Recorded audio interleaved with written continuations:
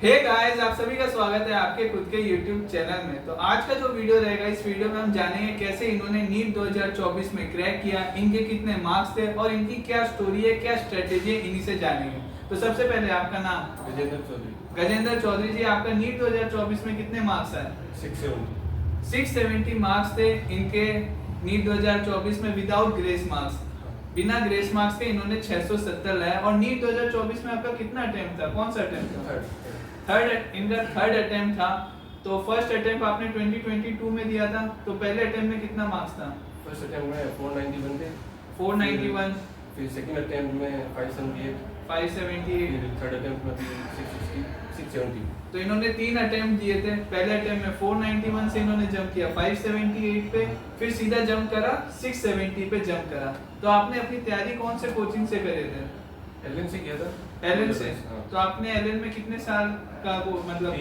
3 साल आपने एलएन में बताया, प्लस 12 और दो ड्रॉपर कोर्स। तो ठीक है, तो सब बधाइयाँ आपको इसकी बताया। तो आपका क्या स्ट्रेटेजी था, मतलब किस तरह से आपने पढ़ा था जो आपके 670 मार्क्स आपने स्कोर करा? जैसे कि आप ड्रॉपर थे, तो ड्रॉपर का क्या अलग स्ट्रेटेजी था और आपका टाइम टेबल क्या था? टाइम टेबल क्या था बेसिकली? तो आपके क्लास का ड्यूरेशन कितना बजे तक का था? मेरा आफ्टरनून में क्लास चलता था 2 बजे से, तो मैं घर से 1:30 बजे निकलता था और क्लास खत्म होता था 8:15।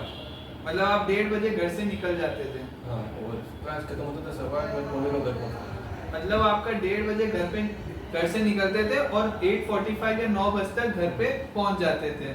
और क्लास का ड्यूरेशन 6-6.5 घंटे का ही था।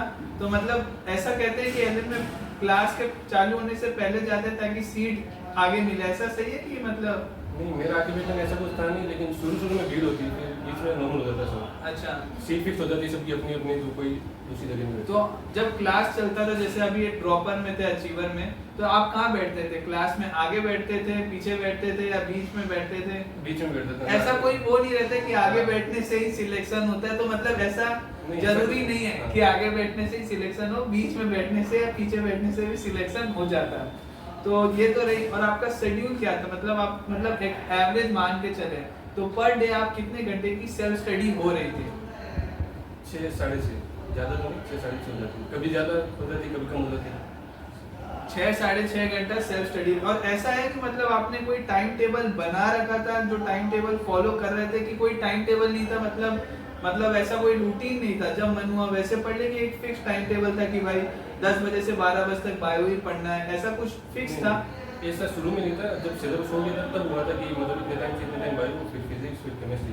पहले तो मतलब जैसे होमवर्क देते थे वैसे ही करता था, फिर क्लास के नोट्स के अनुसार टाइम चेंज होता रहता, कभी फिजिक्स आता, कभी केमिस्ट्री आता, फिर बायो।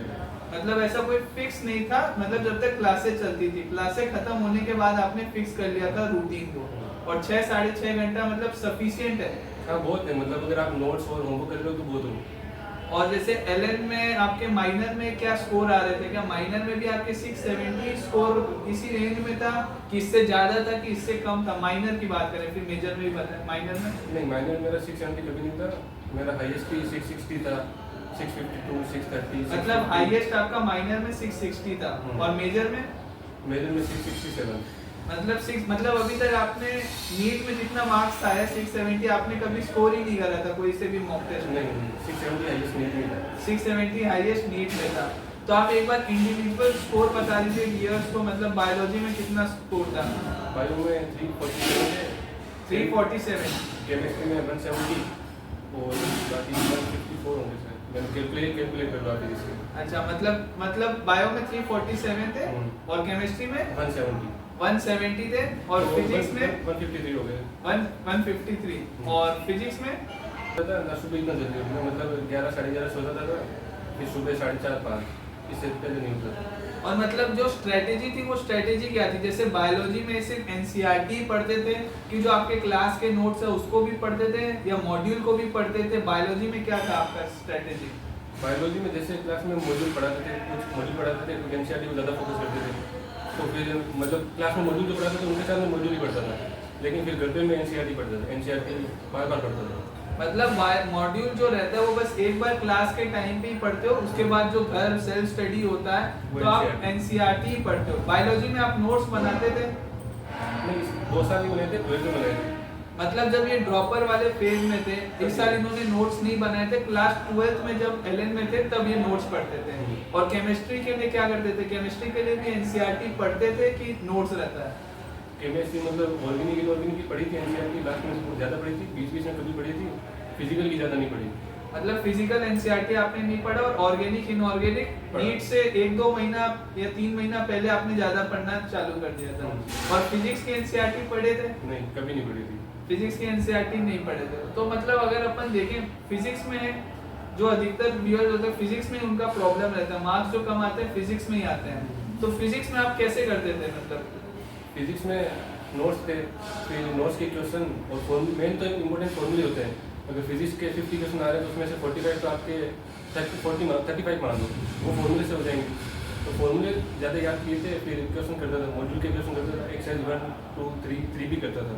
मतलब अगर अपन बोले फिजिक्स में अगर एक एवरेज कोई चैप्टर छोटा होता है, कोई चैप्टर बड़ा होता है, लेकिन अगर अपन एवरेज मान के चले कि एक चैप्टर से हमें कितने क्वेश्चन प्रैक्टिस करें जिससे कि नीट में अगर क्वेश्चन आए तो वो क्वेश्चन बन जाए, एक एवरेज मान के चले। जैसे यूनिट डायमेंशन बेसिक मैथ छोटा चैप्टर है, पर रोटेशनल मोशन ये सब बड़ा चैप्टर, पर एक एवरेज बोले तो एक चैप्टर से कितने क्वेश्चन प्रैक्टिस करने चाहिए? जैसे कोई एवरेज नहीं होती, क्वेश्चन कितने होते हैं, जैसे मॉड्यूल में दिए हुए होते हैं क्वेश्चन, जो छोटे चैप्टर उसके कम क्वेश्चन दिए हुए होंगे, जो बड़ा उसमें ज़्यादा दिए हुए होंगे। मतलब 100 तो मिनिमम मान के चलो, 100 क्वेश्चन तो होते ही हैं, 100 तो करने ही है। और कोई बड़ा चैप्टर है तो 200 भी 250 भी क्वेश्चन करने ही सकते हैं। जैसे थर्मल में एक्सरसाइज 1 में 200 क्वेश्चन है, फिर एक्सरसाइज 2 में, एक्सरसाइज 3 में, तो किस जो ज़्यादा बड़ा होगा उसमें ज़्यादा हो जाएंगे, जो कम होगा उसमें कम हो जाएंगे। तो अगर आपके कम मार्क्स आ रहे थे बीच में या पहले, तो अपने आप को मोटिवेट कैसे रखते थे? कैसे मतलब कहाँ से आपका मोटिवेशन सोर्स था? मतलब कि आप YouTube चैनल में कोई मोटिवेशनल वीडियो देखते हो या मतलब खुद ही अंदर से कुछ मोटिवेशन था कि जरूरत ही नहीं था मोटिवेशन का? नहीं, YouTube वीडियो मैंने मोटिवेशन के लिए नहीं देखा कभी, बस अपने आप ही सोच रहा था कि करना ही है, तो अपने आप आ जाता मोटिवेशन। इसमें मोटिवेशन जैसी कोई बात नहीं होती, जिसको करना होता है वो कर लेता है। तो पूरे साल भर कंसिस्टेंट थे कि क्या कभी बीच में ऐसा हुआ है कि कंसिस्टेंट नहीं रह पाए? नहीं, पूरे साल कंसिस्टेंट कोई नहीं रह पाता, मैं भी नहीं रह पाता था, बीच बीच में कंसिस्टेंसी छूट जाती थी, फिर वापस अपने आप ट्रैक आता था, पता चलता था कि इतने टाइम वेस्ट हो गया तो वापस पढ़ना पड़ेगा, तो पढ़ते थे। और फिर मेरा तो थर्ड अटेम्प्ट इस बार तो प्रेशर था थोड़ा बहुत कि पढ़ना है। थर्ड अटेम्प्ट था, जैसा कि आप 2 ड्रॉप ऑलरेडी ले चुके हो तो थोड़ा बहुत तो प्रेशर रहता ही है, चाहे खुद से प्रेशर है या फैमिली प्रेशर है, मतलब थोड़ा प्रेशर तो बनता ही है। और जैसे आप पेपर को एनालाइज करते थे तो क्या प्रोसेस रहता था एनालाइज करने का? एनालाइज मतलब एलएम प्लस में रिजल्ट आता है तो उसमें पूरा एनालिसिस होता है, उसमें बताते हैं कि आपके इस चैप्टर में कितने क्वेश्चन गलत हुए।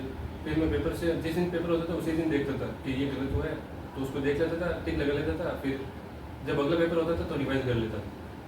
ये रहता है मतलब फिजिक्स के लिए लिख लिया, केमिस्ट्री के लिए लिख लिया। मतलब नीट के पहले आपने एक अलग से कॉपी बना लिया, एक अलग से इन्होंने कॉपी बना ली जिसमें जो गलत हो रहे थे, जो ये लास्ट के टाइम पे फुल सिलेबस या हाफ सिलेबस मॉक टेस्ट दे रहे थे, तो उसके लिए कॉपी बना दी गई थी, मतलब पूरे मिस्टेक की कॉपी।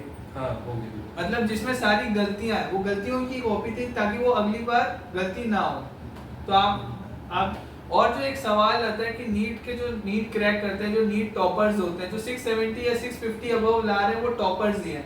तो क्या ये भी सोशल मीडिया से इंटरेक्ट थे, सोशल मीडिया से जुड़े हुए थे, पिक्चरें देखते थे या वेब सीरीज देखते थे? जानते हैं? नहीं, वेब सीरीज वगैरह कुछ नहीं देखता था, मूवी देखता था थिएटर में जाके। मतलब मैंने पिछले साल 2-3 मूवी देखी थी, इस साल 1-2 मूवी देखी थी, ज़्यादा नहीं देखता था, मोबाइल में नहीं देखता था मूवीज। मतलब मूवीज देखते थे माइंड फ्रेश करने के लिए, कोटा में आप सिटी कहीं मॉल में जाके 2-3 मूवी साल में देख लेते थे जिससे माइंड फ्रेश हो जाए। मोबाइल में नहीं देखते। मोबाइल आपके पास बटन वाला था प्रिपरेशन के टाइम की एंड्रॉइड टच स्मार्टफोन? स्मार्टफोन ही था, लेकिन मतलब मैं डेटा नहीं रखता था, डेटा वाला रिचार्ज नहीं करता था, बस कॉल वाला करता था, तो वही यूज में होता था। इनके पास स्मार्टफोन तो था पर ये रिचार्ज नहीं कराते थे, मतलब वो नॉर्मल कॉलिंग वाला ही रिचार्ज था जिससे कि नेट, वो भी मतलब एक तरह से वो कीपैड फोन ही हो गया, काम उसका सिर्फ कॉलिंग का ही आ रहा है, वो स्मार्टफोन का यूजेज नहीं ले पा रहा है। मतलब व्हाट्सएप चल रहा था, बाकी मैसेज वगैरह हो रहे थे बस, मतलब यूट्यूब वगैरह में नहीं चल रहा था। ना यूट्यूब, ना इंस्टाग्राम, ना फेसबुक, मतलब ना स्नैपचैट, ऐसा कोई भी सोशल मीडिया आप यूज नहीं किए थे? अकाउंट था, मतलब कभी कभी महीने में एक बार या दो महीने में माइंड फ्रेश के लिए। और अब आपको कैसा लग रहा है नीट क्रैक करने के बाद? वो तो अच्छा ही लगता है सबको, जैसा सबको लगता है, जैसे मेरे को लग रहा है, बहुत अच्छा लग रहा है। तो आपका कौन सा स्टेट से आप बिलोंग करते हो? राजस्थान। तो राजस्थान में 670 में क्या एक्सपेक्ट कर रहे हो, कौन सा कॉलेज मिल जाए आपका? या आपका रिजल्ट से पहले तो मैंने एक्सपेक्ट किया था कि बीकानेर, जेएलएन वगैरह मिल जाएगा, लेकिन अब नहीं लग रहा मेरे को मिलेगा वो सब। हाँ, क्योंकि इस साल कट ऑफ कुछ ज्यादा ही गया है, तो पता नहीं कौन सा कॉलेज। फिर भी अगर आपका एक ड्रीम कॉलेज कौन सा था जब आप प्रिपरेशन करने आए थे? एम्स दिल्ली था कि कोई दूसरा ड्रीम कॉलेज था कौन सा? सबसे पहले जो प्रिपेयर करना था उसका एम दिल्ली होता है, फिर जैसे जैसे पता चलता है कि क्या हो रहा है वो धीरे धीरे कम हो जाता है। मेरा मतलब पिछले पहले इतना कोई टारगेट हुआ नहीं था कि मैं कौन सा कॉलेज लूँ। इस बार मेरा ऋषिकेश था, लेकिन वो एम्स ऋषिकेश आपका ड्रीम कॉलेज था। तो मैं भी जब नीट की तैयारी कर रहा था, तो मैं भी जब एकदम एज अ फ्रेशर आया था नर्सरी 11 12 में, तब मेरा भी एम्स दिल्ली था। फिर एक साल बीता, तब मेरे को लगा कि कोई स्टेट का टॉप कॉलेज मिल जाए वही बढ़िया बात है। फिर एक साल और बीता, फिर लगा कि कोई भी गवर्नमेंट कॉलेज मिल जाए वही बढ़िया है। फिर मेरा एक साल और बीता, फिर मेरे को लगा BMS BHMS बढ़िया। फिर एक साल और बीता, फिर अभी मैं बी फार्मेसी का स्टूडेंट हूँ, क्योंकि कमेंट आते रहता है अभी क्या कर रहे हो क्या कर रहे हो, तो बी फार्मेसी कर रहा हूँ। तो इनसे जान के इनसे हमने थोड़ी बहुत स्ट्रेटेजी और प्रिपरेशन कैसे इन्होंने किया, इनकी स्टोरी जानी। वीडियो अगर इंफॉर्मेटिव लगी तो वीडियो को लाइक करना और चैनल को सब्सक्राइब करना अगर और ऐसे वीडियोस देखना चाहते हो।